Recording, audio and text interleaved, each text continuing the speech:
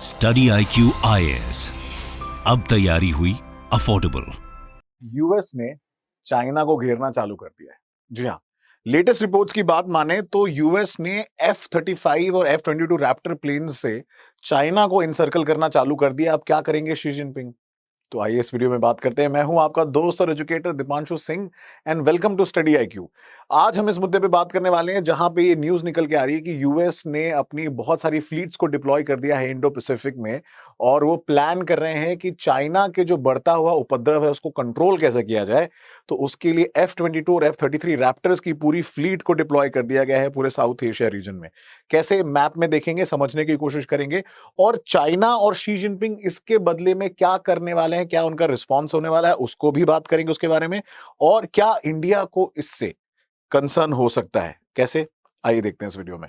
तो military sources की अगर हम बात माने तो ऐसा माना जा रहा है कि जो डिफेंस एक्सपर्ट्स हैं उनका कहना है कि जो साउथ चाइना मॉर्निंग पोस्ट एक हांगकांग बेस्ड न्यूज़पेपर है, उसने रिपोर्ट किया है that China is leveraging world class production lines to speed up the production of one of their most advance planes to counter this narrative of America. तो United States F-35 और F-22 भेज रहा है, China उसको counter करने वाला है J-20 से। अब ये J-20 जो प्लेन है, चेंगडू भी इनका कोड नेम है, ठीक है, ये जो प्लेन्स हैं they are also one of the most advanced in the world. But अगर J-20 और F-35 और F-22 आमने सामने आ जाते हैं तो एज किसकी है, उसको भी हम अभी समझेंगे। तो ये आपका चेंगडू प्लेन्स है, J-20 है, और ये डिसीजन इसलिए आया है क्योंकि यूएस की एयरफोर्स जो है उसने डिसाइड किया है कि वो F-22 रैप्टर प्लेन्स जो हैं उसको कडीना एयरबेस भेजने वाले हैं, जो कि जापान में सिचुएटेड है। तो जापान, जैसा कि आप जानते हैं, अमेरिका का बहुत बड़ा एलाई है, और पैसिफिक में जापान की जो नेवी है और एयरफोर्स का जो दबदबा है, उसकी वजह से आप देखेंगे यूएस कंट्रोल बना के रखता है इन सारे कंट्रीज के ऊपर, स्पेशली जो नॉर्थ कोरिया हो गया या चाइना हो गया। तो इसके बारे में हम आगे और बात करने वाले हैं। बट उसके पहले अगर आप मेरे साथ जुड़ना चाहते हैं ऑन वेरियस प्लेटफॉर्म्स, तो आप मुझे टेलीग्राम पे रीच आउट कर सकते हैं। आप मेरी वेबसाइट पे जा सकते हैं dipanshuSingh.com, जहां से आपको सारे लिंक मिल जाएंगे। आप जाएंगे यहाँ पे, सारे टेलीग्राम चैनल के लिंक, यूट्यूब लिंक, आपको सारे जो है लिंक यहाँ पे मिल जाएंगे। उसके साथ साथ दीपांशु सिंह UPSC और ये चैनल है, आप मुझे इंस्टाग्राम पे Dipanshu27 सिंह पे भी फॉलो कर सकते हैं। उसके अलावा just brief highlight about me, मतलब वैसे तो अब आप इस प्लेटफॉर्म में मुझसे जुड़ ही चुके हैं। जो लोग नए हैं, वो लोग जो अभी इस प्लेटफॉर्म में मेरे साथ अभी रिसेंटली जुड़ रहे हैं, उन लोगों के लिए इन्फॉर्मेशन है। So coming back to the topic, तो ये जो आपको मैप दिख रहा है, this is the Kadena air base in Japan. तो ये यहां पे सिचुएटेड है, नीचे की तरफ, बहुत क्लोज है। कहां? ताइवान के। ताइवान आपको वैसे ही पता है चाइना के लिए एक पेन पॉइंट है, चाइना ताइवान वैसे इशू होता रहता है। और ये पूरा जो जापानीज आइलैंड है, यहाँ पे मेजर एयर बेसेस हैं, मिसावा, यकोता, योकोसुका, ठीक है, और नॉर्थ कोरिया, साउथ कोरिया। तो साउथ कोरिया भी यूएस एलाई है, ठीक है, जापान तो खैर यूएस एलाई है ही, और उनकी एंटिटी जिनसे एंटी है वो है रशिया, नॉर्थ कोरिया और ये चाइना। तो ये तीन तिगाड़ा, ठीक है, तिकड़ी जो है, ये तीन तिकड़ी जो है यूएस के लिए प्रॉब्लम है। अपने लिए नॉर्थ कोरिया रशिया प्रॉब्लम नहीं है इंडिया के लिए, अपने लिए सिर्फ चाइना का इशू है, ठीक है, अपने लिए वो इशू नहीं है। तो ये जो अभी प्रेस रिलीज आया है यूएस पैसिफिक एयर फोर्सेस, उन्होंने बोला है कि उन्होंने F-22 रैप्टर्स यहां पे डिप्लॉय कर दिए हैं in the Kadena air base from Alaska. In November 4 को इन्होंने मूवमेंट चालू किया था फ्रॉम दैट साइड। तो अभी हम पैसिफिक फ्लीट की तरफ जाएंगे तो हम देखेंगे कि वो वहां से डिप्लॉयमेंट हुआ है अलास्कन साइड से टुवर्ड्स दिस साइड। और इसकी टाइमिंग क्यों इंपॉर्टेंट है? टाइमिंग इसलिए इंपॉर्टेंट है क्योंकि रिसेंटली नॉर्थ कोरिया ने एक और इंटरकॉन्टिनेंटल बैलिस्टिक मिसाइल ICBM को टेस्ट किया था। उसके साथ साथ ऐसी भी रिपोर्ट्स आ रही है कि शायद वो और भी ऐसी ICBMs को टेस्ट करने वाले हैं। तो लेटर इन द मंथ अगर आप देखेंगे, response to the launch of the ICBM, 4 South Korean F-35A jets and 4 F-16 fighters, they flew in coordination around this area, और उन्होंने प्रैक्टिस करा GBU-12 बॉम्ब अगर उन्हें गिराना होगा नॉर्थ कोरिया की कैपिटल प्योंगयांग पे, तो हम अगर उसके आसपास के एरिया में, इन्होंने प्रैक्टिस करी है कि प्योंगयांग के प्रोविंस के आसपास अगर इन्हें बॉम्बिंग करनी होगी, तो उन्होंने उसकी एक मिलिट्री ड्रिल भी करी recently to counter the test of ICBM by North Korea, ठीक है। और अगर हम नॉर्थ कोरियन मिसाइल्स की बात देखें तो उनकी कुछ मिसाइल्स है, जैसे ये अगर आप देखेंगे कुछ इंटरमीडिएट रेंज वाली, जैसे हवासोंग 15, उनका ये कहना है कि ICBM है which can reach to the US borders but वो भी हमें देखने लायक बात होगी कि वो कितना हद तक सही है, बिकॉज मोस्टली इनके जो लॉन्चेस हैं वो फेल हो गए and most of them they drop towards the sea of Japan. तो ये साउथ कोरियन डिफेंस मिनिस्ट्री का इंफॉर्मेशन है। ये North Korean missile ranges estimated है, क्योंकि जैसा कि आप जानते हैं कोई भी चीज प्रूवन तो है नहीं कि वो वहां पे कर पाए हैं या उनकी रेंज इतनी है, बट खतरा तो रहता ही है।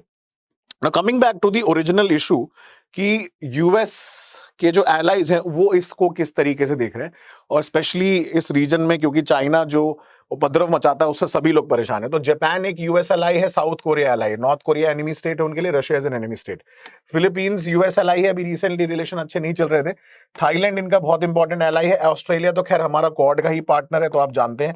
तो ये मेजर इनके एलाइज, और यहाँ पे मेजरली डिप्लॉयमेंट है यूएस मिलिट्री का, चाहे वो नेवी हो चाहे वो एयरफोर्स हो।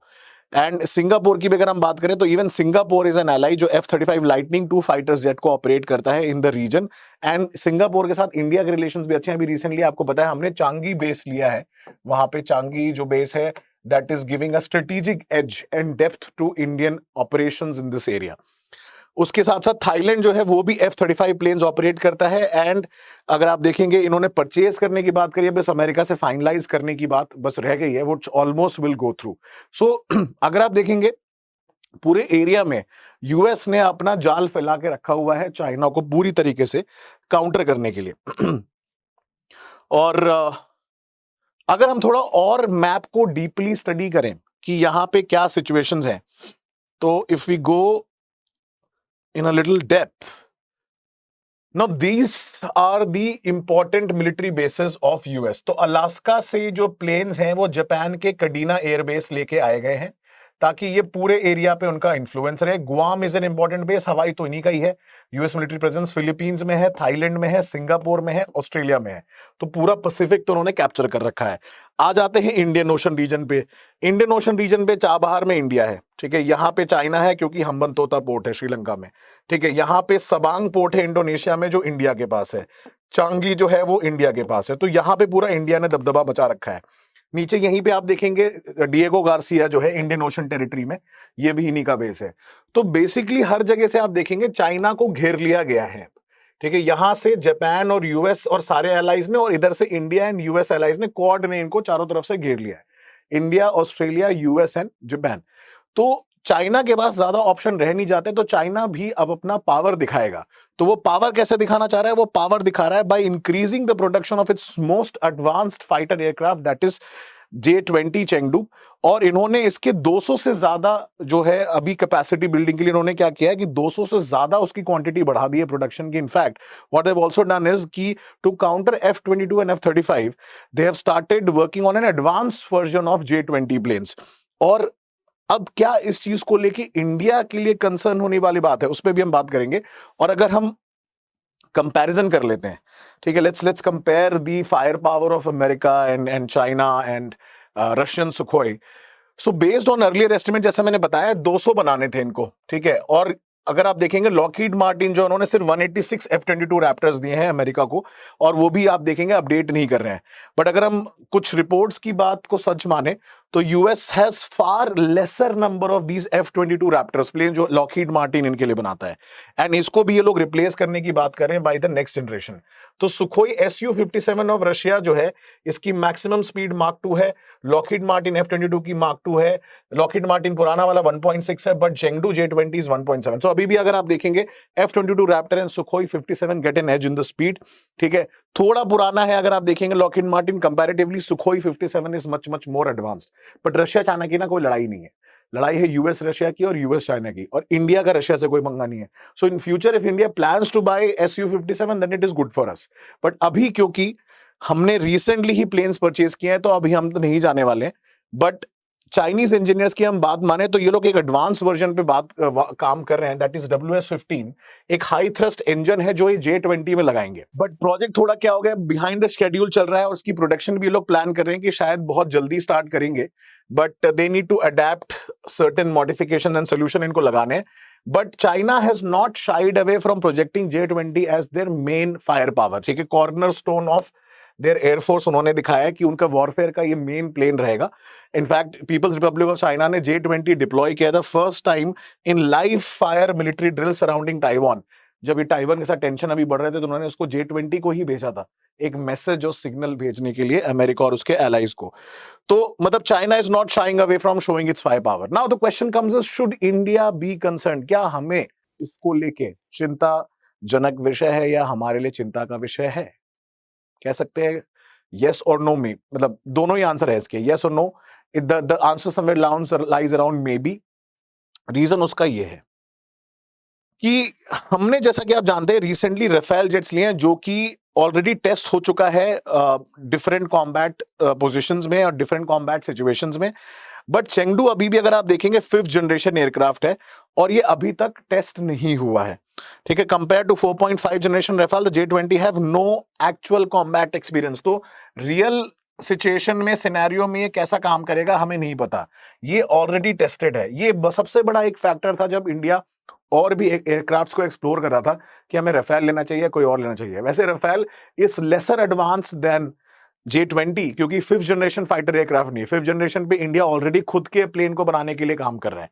लेकिन फिर भी अगर फेस टू फेस आएंगे तो शायद J20 के कंपैरिजन में Rafale will be much more superior and also eventually it comes down to skills of the military personnel. जो एयरफोर्स में जो आपके पायलट्स हैं कितने स्किल्ड हैं वो भी इंपॉर्टेंट है, वो फैक्टर इन करती, चाहे फिर आपके पास हथियार थोड़ा पुराना ही क्यों ना हो। कहने का मतलब यह है कि Rafale comparatively is one of the most advance aircrafts that any country has in the world.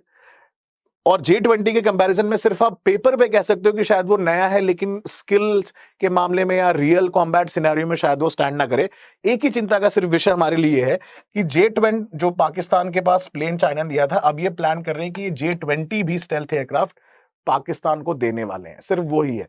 But I am pretty sure these two people and of course doctor Jaishankar will be able to figure out a solution to it, जैसा कि वो हमेशा करते हैं।